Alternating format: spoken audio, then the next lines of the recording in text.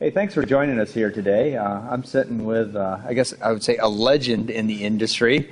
Well, you know, if you're around long enough, you become a legend. Yeah. Well, that's not working for me, Kenton. I'm sorry. I haven't been around long enough. Yeah. Well, hopefully I'll be around a little longer. But we're sitting with Kenton Forsythe, who is one of the founders of EAW, and is. You know what? I don't even know your current title, other than he's like the guru there. Well, that's does about things. as close as you get to the title. Okay, there you go. Officially, it's Vice President of Strategic Engineering, EAW. Okay. Whatever that means. Yeah, exactly. It means that they send you out on the road a lot, and you get to go around and see people. I get around a lot. I get involved with product development. I'm still kind of the transducer guru in the company. I have all the relationships with the assorted suppliers. And, have to keep telling them how to do it. Make sure they're meeting what you desire, huh? Yeah, well, they're pretty good about that. Yeah. We are a large user of transducers, and we have found over the years that these OEM relationships we've established have been really very effective. We're not then limited to a certain scope of design solutions. We're able to work with whoever seems to be able to handle the project in the best manner. And there are some preferred ones, but I don't know, there are 7 or 8 major suppliers we work with, and they tend to have somewhat different skill sets. The ones in Europe are of the highest level, but even there's some distinguishing characteristics one to another. Yeah, kind of like the United States speaker manufacturers. You know, they all have some distinguishing distinguishing characteristics, and we all have favorites, of course, and so forth. We have found that being able to draw from a number of different research labs there gives us really more flexibility and the ability to hone in on certain design aspects. Yeah. Actually, we just completed we completed delivery, although not installation, of a major project that we drew in another supplier who had unique capabilities. It was a very high output voice announcement system. Yeah, you were describing that a little bit earlier, and we'll get into that in a minute. But as you're talking about the research and things that go in there, give us just a little bit of the history of EAW. And having been involved, I've been installing EAW stuff for at least 15 years or so, and know that you're a high research-driven company. In fact, you've had a lot of amazing engineers, and still do have a lot of amazing engineers at the company. A great crew back there. Yeah. I think I may be the only non-EE on staff. My involvement goes back before the days of academic training and loudspeakers. There was little formal education towards it, so it was kind of learned by doing. But yeah, I suppose it's the build the better mousetrap approach. We're not 30 years old. No, we are. 78. Yeah, 32 years now. Wow. And it's all about the passion for sound and making things work better and sound better. Try to bring new approaches that allows integration, better pattern control, lower distortion. And it's just started out as a couple of crazy guys thought they could do things better than anybody else. And you did. And you did. We kind of kept at it. Yeah, and still do. And maybe it was that approach that allowed us to attract some pretty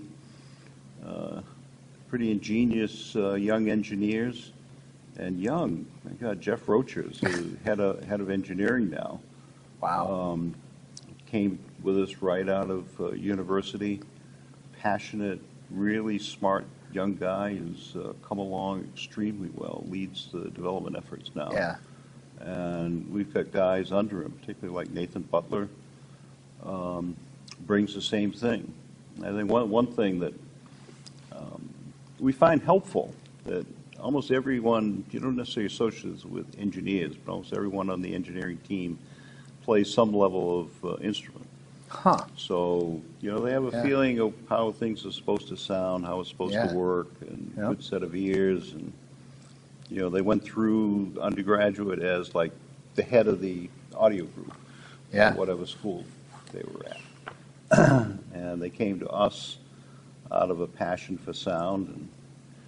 And, I'm not sure that audio is the most, has the greatest buzzword these days. But, once you get that audio infection, Well, in fact, you get the disease, Yeah. you're just stuck with it. Yeah, we have a mutual friend, Blair McNair, who Oh, yeah. calls it the affliction. Yeah, Because you get yeah. afflicted with audio, You don't choose it, it chooses you. So as I say, we're still crazy after all these years. Yeah. But it's been, so where are we at, 32 years? And Yeah. 32 and counting, and it's all about trying to find better ways of doing it. Yep. Now, one of the things on the better ways of doing it, you've made some transitions here in the last year or so, and as far as actually bringing some manufacturing back to your plant and so forth. Talk a little bit about your delivery. And I know you're not the delivery guy; you're the design guy. So I'm really putting you on the spot here. But Well, let's just say that former administrations of the company. Now, of course, EAW was sold in year 2000, so 10 years. And the ones running the show at that point were much more business school types. And they thought it'd be a brilliant idea to move manufacturing offshore. And we won't go into the levels of disasters that was. I think I still see some scars on you there, so we'll let that go. And disaster actually may be too strong a word, because there were a lot of successes that came out of it, but a lot of difficulties, particularly time for delivery. EAW makes a very broad range of product, and it's very hard to predict the demand, getting down to the individual level there. So either you have a almost just-in-time manufacturing situation, which is what the product line was built up around being, or you're carrying huge levels of inventory.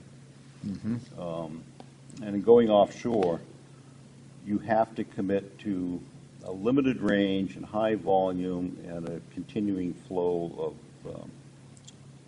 product coming through. Now, some of the EAW range, that actually works pretty well for. There's some things we make that, if you like it black, that's wonderful. If you don't like black, we're sorry. Buy it in black anyway. Yeah. There's a few examples right behind us here, although I suppose we can do the wedges in white if you really need them.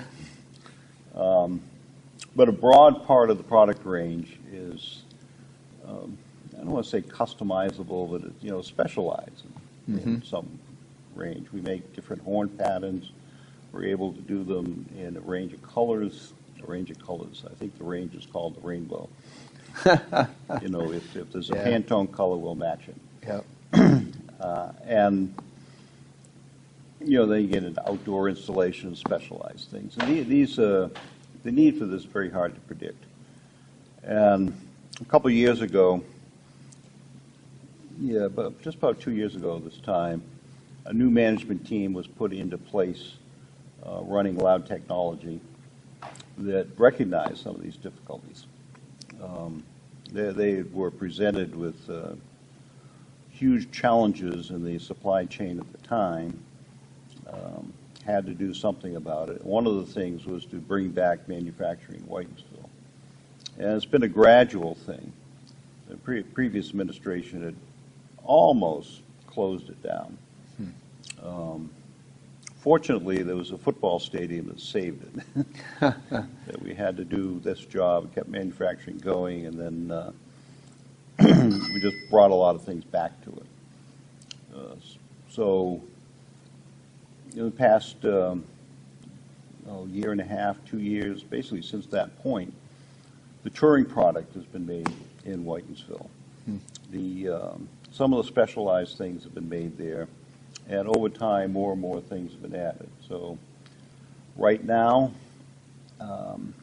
all the customized, all the custom color, all the touring product,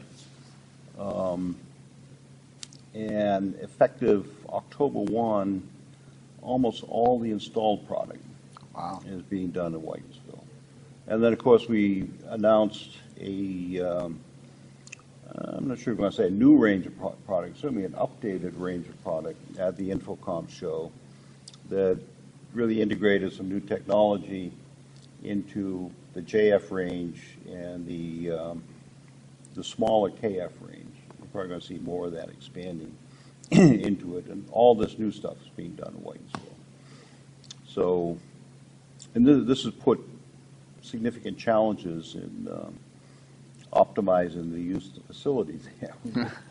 We've been very busy. We brought a lot of people back. We reorganized the space. We expanded back into some of the old space. I might say that the facility we operate in is an old mill building. It's one of the very earliest industrial facilities in the United States. There's a pretty fair amount of history there. The building that we originally operated in, and actually we continue to operate in some aspects in, goes back to 1835. Wow. So there's definitely history there. The American Industrial Revolution came from that part of the country. The company that originally occupied it built the machines to go into the mills, the textile mills, the Blackstone Valley in Massachusetts, and that really fueled the Industrial Revolution. Started as a blacksmith shop, and they thought they had a better way of doing it too. So Yeah. it's the American way of doing things. Yes, absolutely. So we have brought back most of the range. The stuff that remains offshore is, if you want it black, you can get it black. I'll call it the Henry Ford approach. Yeah. Again, a limited range, done in one way, and done a reasonably high volume, which lends itself to offshore manufacturing. Mm-hmm. The stuff that is MK range, 2 woofer sizes, 6 horn sizes, half of them are done weatherproof. Every stadium's a different color. This lends itself to specialized, on-demand manufacturing, and that is done in Whitensville now.